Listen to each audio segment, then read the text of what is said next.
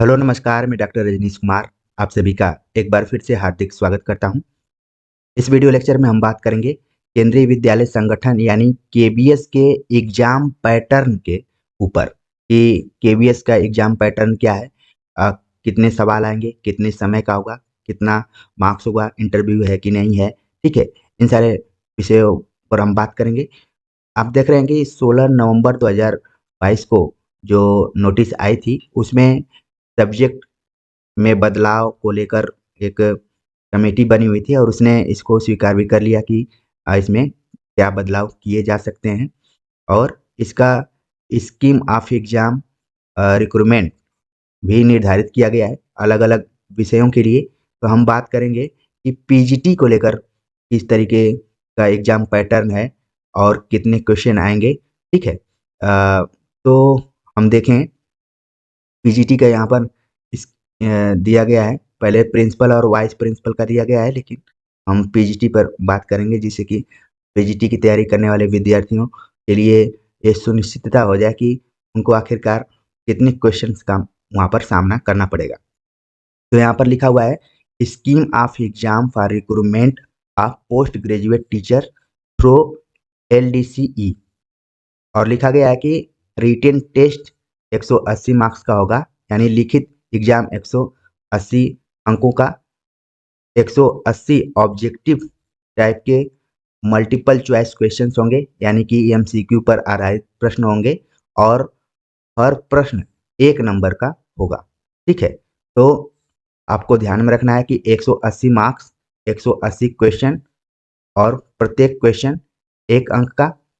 और इस परीक्षा का जो समय है, ड्यूरेशन है, कि ये लिखित एग्जाम 180 मिनट का होगा यानी कि 3 घंटे का एग्जाम होगा। उसमें आपको 180 क्वेश्चन सॉल्व करने होंगे, 180 नंबर के क्वेश्चन होंगे, 180 मिनट में आपको करने हैं। यानी कि हर क्वेश्चन के लिए 1 मिनट है और 1 मार्क्स भी है। टोटल आपको 180 क्वेश्चन करने होंगे, 180 नंबर के होंगे। तो 180 नंबर आपके लिए काफ़ी, आपको 180 जो अंक है वो इम्पोर्टेंट है, इसको ध्यान में रखना है।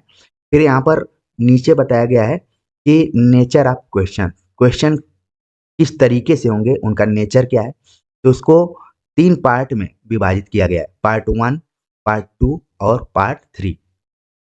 अब बताया गया है कि पार्ट 1 के अंतर्गत आपको जनरल अवेयरनेस एंड रीजनिंग जो कि 20 क्वेश्चन होंगे और इनको भी बताया गया कि general awareness and current affair, सामान्य जानकारी और करंट अफेयर के 10 क्वेश्चन रहेंगे और रीजनिंग एबिलिटी के 10 क्वेश्चन रहेंगे। इस तरीके से कुल 20 प्रश्न आपको पार्ट वन से रहेंगे।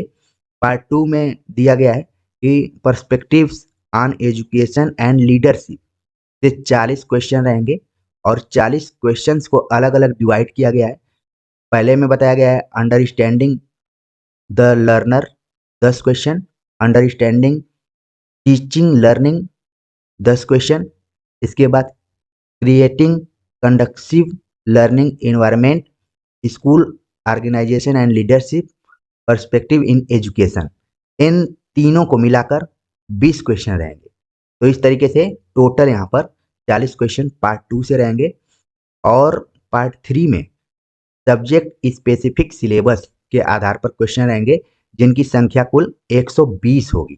तो इस तरीके से कुल 180 क्वेश्चन आपके सामने आ रहे हैं। ठीक है, 180 क्वेश्चन है, 180 नंबर के 3 पार्ट में बटे हुए हैं, तीनों पार्ट्स को आप देख लिए। जहाँ तक सब्जेक्ट स्पेसिफिक सिलेबस की बात है तो हर विषय का अलग अलग सिलेबस दिया गया है। जैसा कि मैंने हिंदी सिलेबस पर विचार कर लिया है, आप उसे जाकर देख सकते हैं।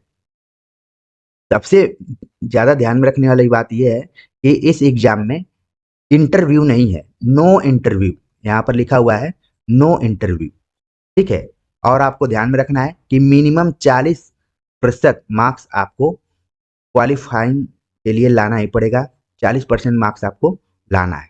ठीक है, तो ये था केंद्रीय विद्यालय की पीजीटी परीक्षा का एग्जाम पैटर्न कि किस तरीके से एग्जाम आपका होगा, उसमें किस तरीके से प्रश्न आएंगे, उन प्रश्नों का जो नेचर है, जो प्रकृति है, वो किस टाइप की होगी। ठीक है, तो इसको आपको ध्यान में रखना है कि अ कैसे आप तैयारी कर सकते हैं, ठीक है?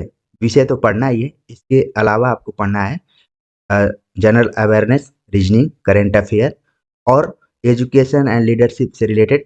अगर आप सीटेट की तैयारी किए होंगे तो इस पार्ट को भी आराम से आप कर पाएँगे। तो उम्मीद है कि केंद्रीय विद्यालय के एग्ज़ाम नेचर को आप समझ गए होंगे, जो उसका नेचर कैसा है, किस तरीके से सवाल पूछे जाएँगे। तो इसी को ध्यान में रखते हुए तैयारी कीजिए। तो मिलते हैं एक नए टॉपिक के साथ, तब तक के लिए नमस्कार।